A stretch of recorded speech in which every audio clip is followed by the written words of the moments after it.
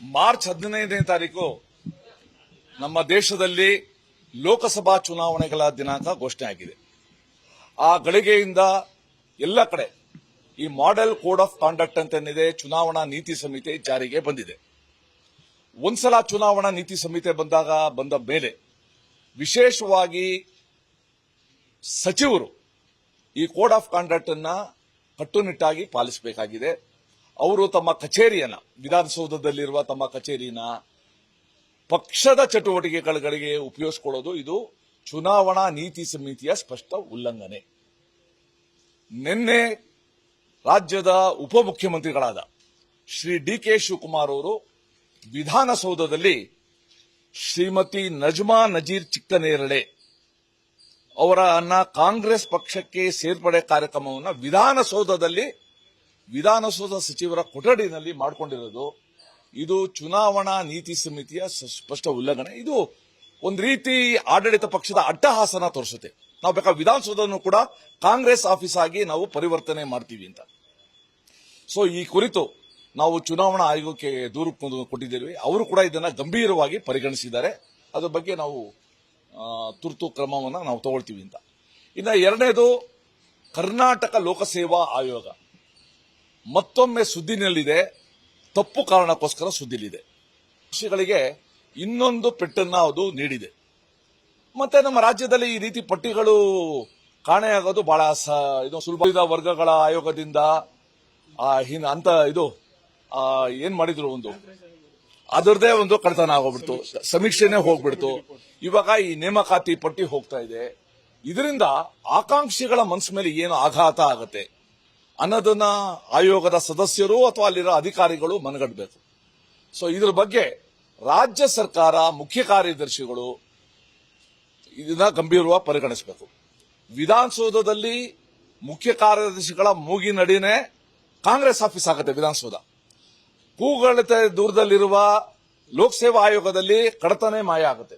So ಇದ್ರ ಬಗ್ಗೆ ಕೂಡ ರಾಜ್ಯ ಸರ್ಕಾರದ ಒಟ್ಟು ಇದ್ರ ಬಗ್ಗೆ ನಿಷ್ಕ್ರಿಯತೆ ಇವತ್ತು ನಮಗೆ ಕಾಣ್ತಾ ಇದೆ. ಇದು ಅತ್ಯಂತ ಖಂಡನೀಯ ಅಂತ ಹೇಳಿ ಇಷ್ಟಪಡ್ತೀನಿ.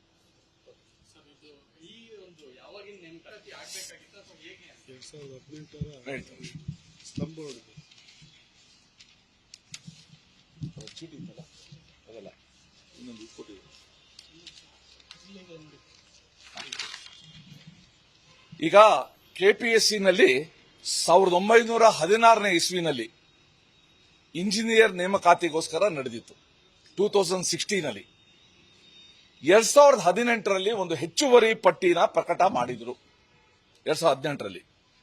ಸೊ ಇದನ್ನ ಪ್ರಶ್ನೆ ಮಾಡಿ, ಒಬ್ಬ ಹೆಚ್ಚುವರಿ ಮಾಡಿರೋ ಪಟ್ಟಿ ಬಗ್ಗೆ ಪ್ರಶ್ನೆ ಮಾಡಿ ಒಬ್ಬ ಹೈಕೋರ್ಟ್ ಹೋಗಿದ್ದ. ಹೈಕೋರ್ಟ್ ಆದೇಶ ಇನ್ನೊಂದು ಮಾಡ್ತು, ಅದ್ರ ಪ್ರಕಾರ ಒಂದು ಆಯ್ಕೆ ಪಟ್ಟಿ ಮಾಡುದು.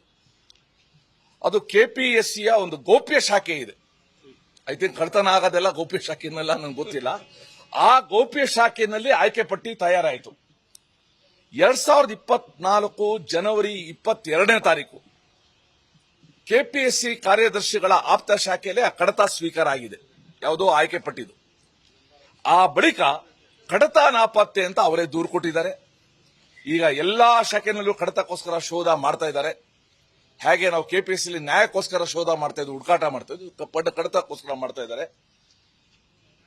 ಈಗ 1 ತಿಂಗಳು ಶೋಧ ನಡೆಸಿದ ಅಧಿಕಾರಿ ಸಿಬ್ಬಂದಿ ನಂತರ ಆಯೋಗದ್ದು ಸಭೆ ನಿರ್ಧಾರ ಮಾಡಿದೆ, ಇದಕ್ಕೆ ನಾವು ಎಫ್ಐಆರ್ ಫೈಲ್ ಮಾಡೋಣ ಅಂತ. ಕೆಪಿಎಸ್ಸಿ ಸಹಾಯಕ ಕಾರ್ಯದರ್ಶಿಯಿಂದ ದೂರು ಸಲ್ಲಾಗಿದೆ. ವಿಧಾನಸೌಧ ಪೊಲೀಸ್ ಠಾಣೆಯಲ್ಲಿ ಪ್ರಕರಣ ದಾಖಲಾಗಿದೆ. ಈ ಬಗ್ಗೆ ಎಫ್ಐಆರ್ ದಾಖಲಿಸಿ ಪೊಲೀಸರು ತನಿಖೆ ಆಗಿದೆ.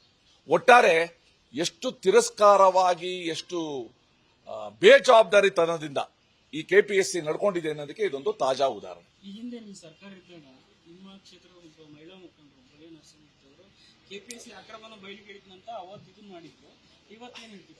ಈಗ ಅವರು ಒಬ್ರು ಜನರ ಧ್ವನಿಯಾಗಿ ಬಂದ್ರು ಏನೋ ನನ್ಗೆ ಗೊತ್ತಿಲ್ಲ. ನಾವು ನಿರಂತರವಾಗಿ ಮಾಡ್ತಾ ಇದ್ದೀವಿ. ಆದರೆ ಈ ವಿಧಾನಸಭಾ ಚುನಾವಣೆ ಆದ್ಮೇಲೆ ಯಾರು ಕೂಡ ಕೆಪಿಎಸ್ಸಿ ಮುಂದೆ ಬಂದಿಲ್ಲ. ಚುನಾವಣೆ ಮುಗಿದೋಯ್ತದು.